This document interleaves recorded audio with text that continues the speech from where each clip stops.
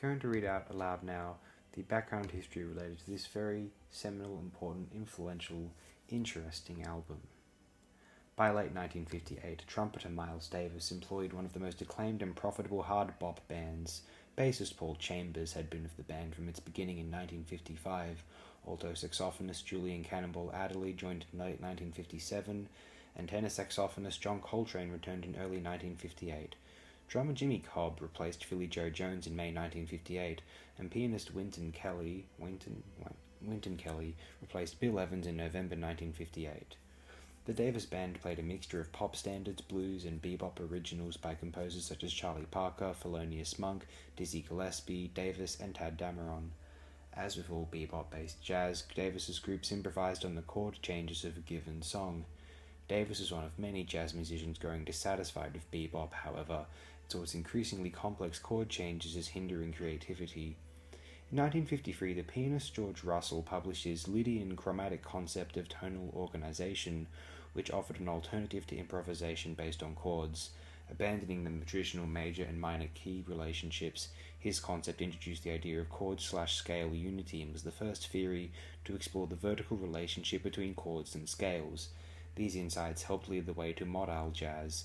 Influenced by Russell's ideas, Davis implemented his first modal composition with the title track of his studio album Milestones 1958. Satisfied with the results, Davis prepared an entire album based on modality. Evans, who had studied with Russell but had left the Davis group to pursue his career, was drafted back into the project. Kind of Blue was recorded on 3-track tape in 2 sessions at Columbia Records' 30th Street studio in New York City. On March 2, 1959, the tracks So What, Freddie Freeloader, and Blue and Green were recorded for side 1 of the original LP, and on April 22nd, the tracks All Blues and Flamenco Sketches were recorded, making up side 2. As was Davis's penchant, he called for almost no rehearsal, and the musicians had little idea what they were to record. As described in the original liner notes by pianist Bill Evans, Davis had only given the band sketches of scales and melody lines on which to improvise. Once the musicians were assembled, Davis gave brief instructions for each piece and then set to taping the sextet in studio. While the results were impressive with so little preparation, the persistent legend that the entire album was recorded in one pass is untrue. Only Flamenco Sketches yielded a complete take on the first try. That take, which is not the master, was added to the 1997 CD reissue of the album as a bonus track. The 5 master takes issued were the only other complete takes. An insert for the ending to Freddie Freeloader was recorded but was not used for release or on the issues of Kind of Blue prior to the 1997 reissue. Pianist Wynton Kelly may not have been happy to see the man he replaced, Bill Evans, back in his old seat. Perhaps to assuage the pianist's feelings, Davis had Kelly play instead of Evans on the album's most blues-oriented number, Freddie Freeloader. The live album Miles Davis at Newport 1958 documents this band. However, the Newport Jazz Festival recording on July 3rd, 1958 reflects the band in its hard bop conception, the presence of Bill Evans only 6 weeks into his brief tenure in the Davis Band notwithstanding, rather than the modal approach of Kind of Blue. Kind of Blue was produced by Columbia staff producer Irving Townsend. However, over the years there has been confusion, with Davis's subsequent producer Tia Macero getting partial or full credit. In the case of Kind of Blue, there were 2 producers, Tia Macero and Irving Townsend, said jazz historian Eric Niesensen. Macero's role, however, was clearly that of an apprentice and observer. The recording session was also cited by Niesensen as Macero's first experience with the highs and lows of working with Miles. For Macero's own recollection, his involvement in the recording included boxing everyone in so that there would be a physical closeness among the musicians, not like today when the musicians are spread all over the place. According to High Fidelity, though his role in Kind of Blue has been disputed, the recording was made under the auspices of Macero. However, it is Townsend's voice heard on the session tapes, who became Davis's producer after the departures of George Avakian and Cal Lempley. Macero did not produce Davis until after Townsend took over West Coast production duties for Columbia Records, when Macero took his place. Macero's first Davis production was his next record, Sketches of Spain. The original LP did not credit the producer. The first release with a producer credit was the 1987 CD, which credited only Macero. However, this was in error. Macero only produced that reissue, not the sessions for the original album.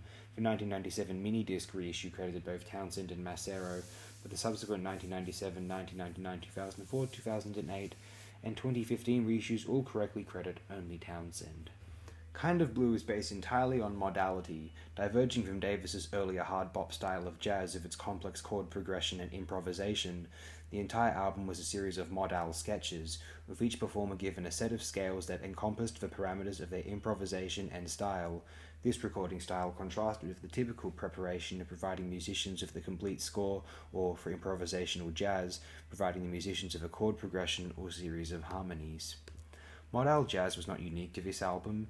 Davis himself had previously used the same method on his 1958 Milestones album, The 58 Sessions, and Porgy and Bess, 1958, on which he used modal influences for collaborator Gil Evans's Third Stream compositions.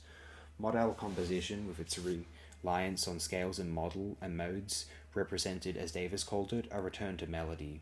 In a 1958 interview with Nat Hentoff of the Jazz Review, Davis elaborated on this form of composition in contrast to the chord progression predominant in bebop, stating, "No chords gives you a lot more freedom and space to hear things. When you go this way, you can go on forever. You don't have to worry about changes and you can do more with the melody line. It becomes a challenge to see how melodically innovative you can be. When you're based on chords, you know at the end of 32 bars that the chords have run out and there's nothing to do but repeat what you've just done, with variations. I think a movement in jazz is beginning away from the conventional string of chords. There will be fewer chords, but infinite possibilities as to what to do with them." Bill Evans wrote in the LP liner notes, "Miles conceived these settings only hours before the recording dates." Evans continued with an introduction concerning the modes used in each composition on the album. So What consists of 2 modes, 16 measures of the first, followed by 8 measures of the second, and then 8 again of the first. Freddie Freeloader is a standard 12-bar blues form. Blue and Green consists of a 10-measure cycle following a short 4-measure introduction. All Blues is a 12-bar blues form in 6/8 time. Flamenco Sketches consists of 5 scales which are each played as long as the soloist wishes until he has completed the series. The liner notes list Davis as author of all compositions, but many scholars and fans believe that Bill Evans wrote part or the whole of Blue and Green and Flamenco Sketches. Bill Evans assumed co-credit with Davis for Blue and Green when recording it on his Portrait in Jazz album, and the Davis estate acknowledged Evans' authorship in 2002. In 1958, the arrival of Ornette Coleman on the jazz scene via his fall residency at the Five Spot Club, consolidated by the release of his The Shape of Jazz to Come LP in 1959, muted the initial impact of Kind of Blue, a happenstance that irritated Davis greatly. Though Davis and Coleman both offered alternatives to the rigid rules of bebop, Davis would never reconcile himself to Coleman's free jazz innovations, although he would incorporate musicians amenable to Coleman's ideas with his great quintet of the mid-1960s, and offer his own version of free playing with his jazz fusion outfits in the 1970s. The influence of Kind of Blue did build, and all of the sidemen from the album went on to achieve success on their own. Evans formed his influential jazz trio of bassist Scott LaFara and drummer Paul Motion. Cannonball Adderley fronted popular bands of his brother Nat. Kelly, Chambers, and Cobb continued as a touring unit, recording under Kelly's name, as well as in support of Coltrane and Wes Montgomery, among others, and Coltrane went on to become one of the most revered and innovative of all jazz musicians. Even more than Davis, Coltrane took the modal approach and ran with it during his career as a leader in the 1960s, leavening his music with Coleman's ideas as the decade progressed. The album's influences reached beyond jazz, as musicians of such genres as rock and classical have been influenced by it, while critics have written about it as one of the most influential albums of all time. Many improvisatory rock musicians of the 1960s referred to Kind of Blue for inspiration, along with other Davis albums, as well as Coltrane's modal records My Favorite Things, 1961, and A Love Supreme, 1965. Guitarist Duane Allman of the Allman Brothers Band said his soloing on songs such as In Memory of Elizabeth Reed comes from Miles and Coltrane, and particularly Kind of Blue. I've listened to that album so many times over the past couple of years I haven't hardly listened to anything else. Pink Floyd keyboardist Richard Wright said that the chord progressions on the album influenced the structure of the introductory chords to the song Breathe on the album The Dark Side of the Moon, 1973.